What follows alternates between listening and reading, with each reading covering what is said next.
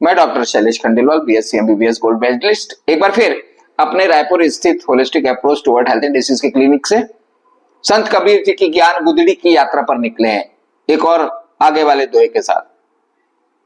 आकर 4,84,00,000 जाति जीव जल थल नवासी, सिया राम सब मैं जग जानी, करो प्रणाम जोरी जुगवानी। सबको प्रणाम करते हुए ये दोहा तो और साइंटिफिक है। अब ज्ञान गुदड़ी से कबीर जी बताते हैं शरीर में करना क्या है, बहुत सिंपल भाषा में समझाएं। सेली शील विवेक की माला, सेली शील विवेक की माला, दया की टोपी तन धर्मशाला। एक एक चीज समझते हैं। सेली शील विवेक की माला, आप जो माला इस गुदड़ी पे डालना है वो सेली शील और विवेक की होना चाहिए, सदाचार की, शीलता की और विवेक। विवेक कब जागृत होगा?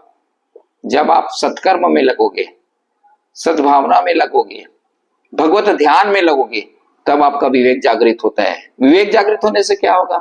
समझ में आएगा संसार अनित्य है, हमारे अंदर ब्रह्म का निवास है। पर ये कोई मानेगा थोड़ी, इसी को तो बोलते हैं बेहोशी की अवस्था।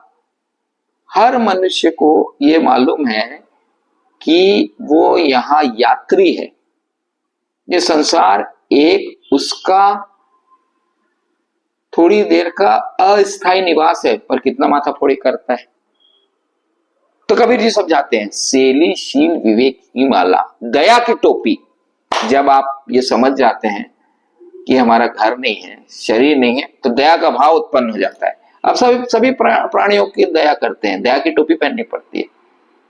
ये नहीं सोचते कि भाई वो क्या सोच रहा है, दया आती है ना। अब जब आप बेहोश हो, पूरी दुनिया बेहोशी का इंजेक्शन लगा के पड़ी है, तो जो होश में आ गया है, जो भगवत कृपा जिसको मिल गई है, जिसको संसार समझ में आता है, तो वो दया ही करेगा। कबीर जी कहते ना, ये साधो ये मुर्दों का गांव। जब जो होश वाला व्यक्ति बेहोश वाले व्यक्ति को देख के दया ही तो करेगा।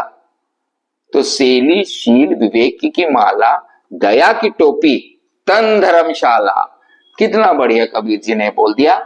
ये ज्ञान गुदड़ी, गुदड़ी जो है उसमें ये ज्ञान उत्पन्न करिए कि तन धर्मशाला है। अरे आज इस गुदड़ी में कोई है, कल इस गुदड़ी में कोई रहेगा। ये गुदड़ी पूरी धर्मशाला के जैसे काम करती है। आपको क्या लगता है कि आप मरोगे नहीं, अमृत भी क्या है हो? कई लोग मेरे से बोलते हैं डॉक्टर साहब आप जो बातें करते हैं वो तो एकदम पुराने ख्यालों की है। अरे भैया, अभी की टेक्नोलॉजी को हम देखें और पुराने विज्ञान, हमारे भारतीय हिंदुस्तान विज्ञान को देखें, हिंदुस्तान के विज्ञान को, तो वो नारद मुनि उड़ लेते थे, पुष्पक में उड़ता था, तो कहीं ना कहीं प्रतिगुरुत्वाकर्षण था ना। पश्चिम के वैज्ञानिकों ने धरती को छेद दिया, तेल निकाल दिया। अब ठीक है, कलयुग है, कलयुग में ये बातें शायद लोगों को कम समझ आती है, पर ज्ञान गुदड़ी पढ़ते रहिए, समझ आएगी। सेली शील विवेक की माला, दया की टोपी तन धर्मशाला। ये धर्मशाला है, संसार धर्मशाला है। तन भी आपके साथ नहीं रहने वाला और आप भी यहां नहीं रहने वाले। ये हमेशा जो याद कर लिया, अपने जहन में बैठा लिया कि भैया हमें यहां कुछ दिन रहना है, तो फिर आप क्यों लड़ोगे? कई बार रेलगाड़ी में होता है, आप जैसे रेलगाड़ी में चढ़ते हैं और आपकी बर्थ बुक रहती है। जैसे हमारा शहर रायपुर है, हमें दिल्ली जाना है, रायपुर में आप चढ़े, आपकी बर्थ में कोई बैठ गया, तो आप गुस्सा हो जाओगे, अरे हट हमारा बुक है, तेरा बुक नहीं है, बहुत लड़ाई मचाओगे, जी भर के लड़ोगे। धीरे धीरे समय बीतेगा, गाड़ी चलते जाएगी, ग्वालियर आ जाएगा, आपको दिल्ली में उतरना है, कोई आके बैठ गया तो आप नहीं लड़ोगे, अरे बैठ जा भाई 1 घंटे में तो उतरना है।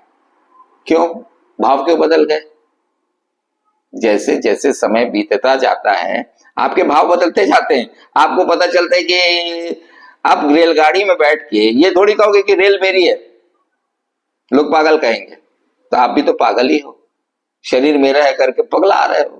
तो इसीलिए कबीर जी बोलते हैं दया की टोपी पहने, तन धर्मशाला है, होश में आओ। सब लोग बेहोश में घूम रहे हैं, पता नहीं मुर्दों के जैसे घूम रहे हैं, क्या करना है क्या नहीं करना है, पगला रहे हैं, खुद सांसों के भिखारी हैं, सांस खींच खींच के जीवित है, आप असहज हो। खैर ये सब बातें कब समझ में आएगी? जब आप ज्ञान गुदड़ी कई बार पढ़ेंगे, संत कबीर की वाणी को 10 बार मनन करेंगे, तो आपको भी समझ में आएगा। सेलीशील विवेक की माला, दया की टोपी, तन धर्मशाला। बहुत वैज्ञानिक दोहा। आशा है स्वस्थ रहेंगे, मस्त रहेंगे, आनंद में रहेंगे। जय हिंद, जय भारत, जय छत्तीसगढ़।